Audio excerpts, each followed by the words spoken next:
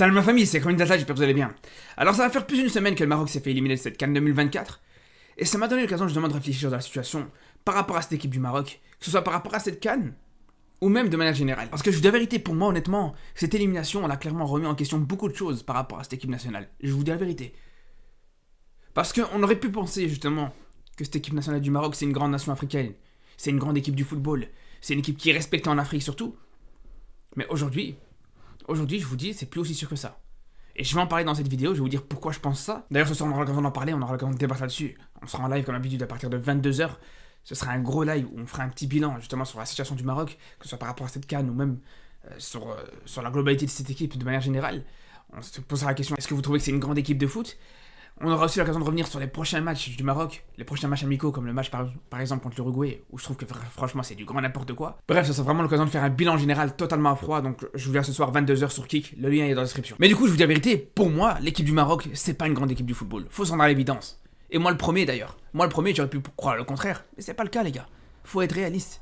Alors, ok, il y a cette demi-finale de Coupe du Monde, mais au bout d'un moment, vous savez quoi, cette demi-finale de Coupe du Monde en vérité, c'est juste ce qui te fait, c'est ce qui te différencie avec des équipes comme le Soudan, des équipes comme l'Éthiopie, des équipes comme la Zambie par exemple.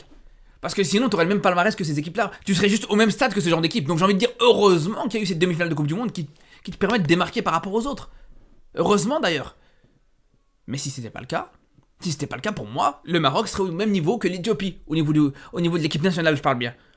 Parce que c'est des équipes qui ont une CAN chacune, comme nous. Et pourtant, je vous dis la vérité, justement, avec ces demi-finales de Coupe du Monde, je me suis dit, ça va être fini. Là maintenant, tu vas devenir une grande nation de football. Là, maintenant, tu vas être respecté, que ce soit dans le monde entier ou même surtout en Afrique.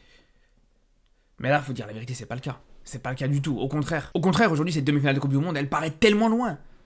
Il est là le problème. Et pourtant, on aurait pu se dire, c'est le début de quelque chose. Moi, c'est ce que j'attendais, justement. Comme pour le Sénégal, en 2002, par exemple. Le Sénégal, en 2002, quand ils font un quart de finale de Coupe du Monde, ben juste derrière, ils vont chercher une finale de Coupe d'Afrique. Une CAN qu'ils auraient très bien pu gagner parce qu'ils perdent en finale contre le Cameroun au tir au but. Et là, justement, on pensait qu'on allait avoir la même chose. On pensait justement qu'on allait avoir vraiment une continuité là-dessus. On pensait vraiment qu'on allait confirmer sur cette CAN. Et ce qui n'a pas été le cas, les gars. Parce qu'aujourd'hui, c'est sûr et certain, tu fais demi-finale de Coupe du Monde, puis juste derrière, tu gagnes une CAN, tu vas en finale, ou même tu vas juste en demi-finale. Voilà, t'es sur quelque chose. T'es sur une continuité, tu commences à te faire respecter en Afrique. Mais là, c'est pas le cas.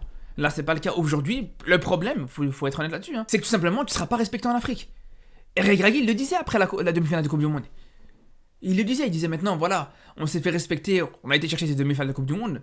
Maintenant, il va falloir qu'on s'impose en Afrique, qu'on s'impose sur notre continent, qu'on se fasse respecter sur notre continent. Et malheureusement, voilà, ça n'a pas été le cas. Mais après, c'est pas que de la faute de Regragui. On s'est rendu compte au final que c'était pas que sur ces dernières années qu'on s'est rendu compte qu'au final, cette équipe du Maroc, c'était pas une grande nation. Au bout d'un moment, quand t'as une seule CAN, depuis les années 60, 70, depuis 76, une seule CAN, ça va faire combien ? Ça va faire 40 ans, ça va faire 50 ans bientôt. Ça va faire 50 ans que t'as pu gagner une CAN. Même des équipes comme la Zambie, des équipes comme l'Afrique du Sud, ils ont gagné une CAN encore plus récemment.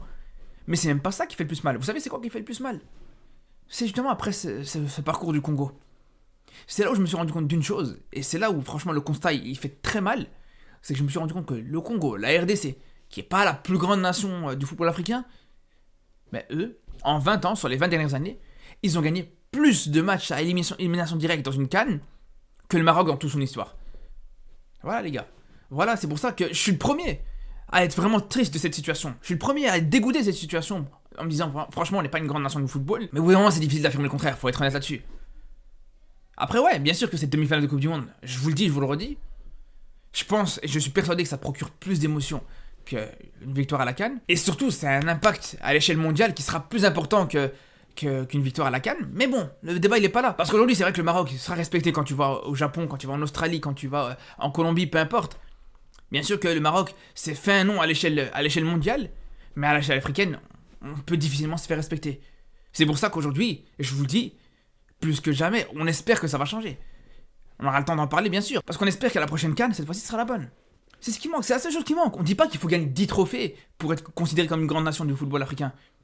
Mais au moins, si tu vas chercher cette CAN, si tu vas vraiment faire tes preuves en Afrique, si justement, tu vas montrer que tu peux t'imposer, tu peux avoir des trophées, en plus de cette demi-finale de Coupe du Monde, en plus de ce que tu as fait par le passé, en plus de tout ça, C'est là où tu pourras vraiment être respecté en Afrique. Là, à ce moment-là, personne ne parlera avec toi. Parce que je le dis depuis la dernière Coupe du Monde, mais si on veut justement que cette demi-finale, elle ait plus d'impact, elle ait plus de poids, et si on veut rajouter une valeur à cette demi-finale, il faut aller gagner juste derrière en Afrique. Voilà, il faut les deux. Il faut les deux, parce qu'on veut plus ce débat de demi-finale de Coupe du Monde ou victoire à la CAN. On veut les deux. T'as la possibilité, t'es la seule nation africaine qui a la possibilité d'avoir les deux. Ou en tout cas actuellement, parce que c'est possible qu'à la prochaine Coupe du Monde, il y a une autre nation africaine qui aille en demi-finale. Mais je vous dis, là aujourd'hui, c'est ce qu'on veut chercher.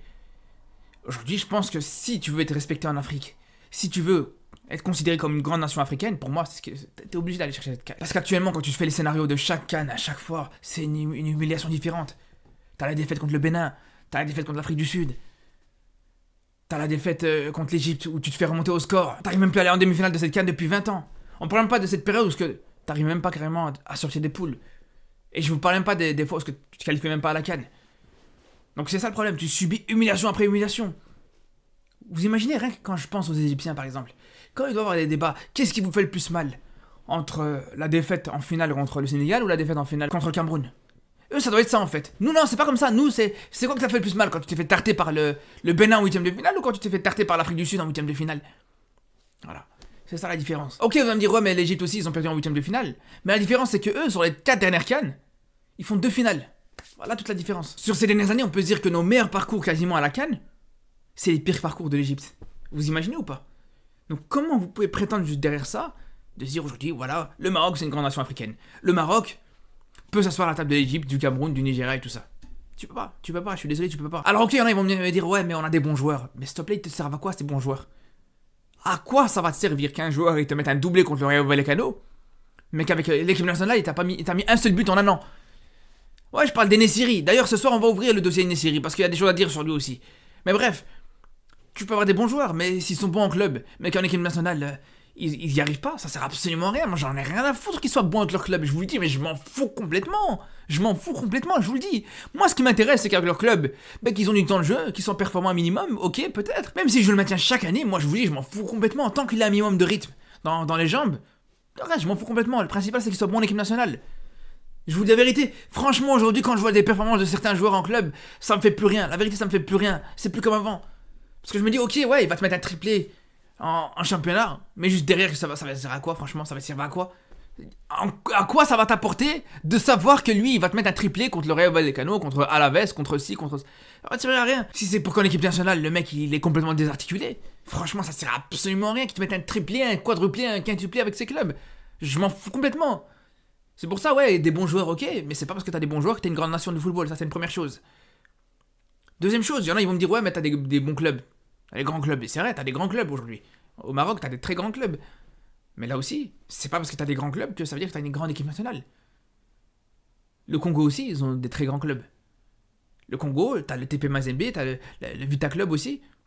C'est des très grands clubs, c'est les clubs les plus titrés en Afrique. De toute façon, c'est simple, en Afrique, dans les clubs les plus titrés, t'as les deux clubs égyptiens, Ali et Zamalek, et juste derrière t'as le TP Mazembe avec 5 Ligues des Champions. Et à l'inverse, t'as des nations comme le Cameroun ou le Nigeria par exemple, qui ont pas forcément des grands championnats, mais qui sont parmi les plus grandes nations du football africain. C'est ça toute la différence encore une fois. Il y en a ce qui pourraient me dire, c'est qu'on a des belles infrastructures. Ok, ouais, d'accord, comme le Qatar, comme l'Arabie Saoudite, comme les Émirats, comme la Chine, comme... Ouais, là aussi ils ont des belles infrastructures, mais est-ce que ça veut dire pour autant que t'es une grande nation du football? Et du football africain en particulier? Non, c'est pas le cas. Ça montre juste que, voilà... T'es un pays de football, ça c'est vrai. T'es un pays de football. T'es un peuple qui aime beaucoup le football. T'es un pays qui investit énormément dans le football. Donc clairement, c'est vrai que t'es un pays de football. Mais de là à dire que t'as une grande équipe nationale, c'est pas le cas. Et c'est même encore plus grave et plus dramatique de se dire que justement, t'as tous les moyens en œuvre. Nos joueurs aujourd'hui, et notre équipe nationale, elle a tous les moyens en œuvre pour pouvoir être performants. Justement, à cause de tout ça. Ou grâce à tout ça, plutôt, je sais pas, ça dépend comment on voit les choses. On pourrait se dire que justement, ben voilà, on peut se poser la question inverse. T'as des très bons joueurs, t'as des belles infrastructures, t'as des très bons championnats, mais t'arrives pas à être plus performant que d'autres sélections. Il est là le problème. Parce que t'as des sélections qui accordent pas forcément énormément d'importance au football, mais si c'est des petites nations du football, c'est pas très grave. Mais nous, justement, c'est une priorité numéro 1 en termes de sport. Et malgré ça, on n'a pas de résultat en Afrique. Et c'est là où c'est grave. C'est là où, franchement... C'est honteux de la part de nos joueurs. Franchement, c'est vraiment honteux. Mais bref, c'est là où je vous dis, j'espère que ce sera plus le cas. J'espère que, pourquoi pas, dans un an ou deux, je ferai une vidéo pour vous dire justement, aujourd'hui, le Maroc c'est devenu une grande nation du football africain. Parce qu'il manque que ça. Il manque une CAN. Il manque au moins ne serait qu'une demi-finale de CAN. Retrouver justement le carré, le dernier carré. Retrouver le podium en Afrique. Et on espère que ce sera le cas très bientôt. Après, je fais une parenthèse, de toute façon on en reparlera ce soir, en live comme je vous disais. Mais c'est pas avec des matchs contre l'Uruguay, des matchs amicaux contre l'Uruguay ou contre la Turquie que tu vas bien réussir à préparer cette CAN. Mais bon, ça c'est encore un problème. En tout cas, donc, je vous dis à ce soir pour ce live, ce gros live justement. D'ailleurs, si vous avez des arguments là-dessus, si vous voulez me prouver le contraire et me dire non, franchement là, Chronique, tu t'es trompé. Le Maroc c'est une grande nation de football et voici pourquoi. Franchement, je vous attends et j'espère que vous allez réussir à me convaincre de l'inverse. Ça, c'est une première chose. Comme je vous dis, on aura aussi l'occasion de revenir sur les prochains matchs amicaux. Et on parlera aussi de la CAN 2025. Donc, franchement, ce soir, gros live. Donc, je vous dis à ce soir, 22h. Et surtout d'ici là, prenez soin de vous.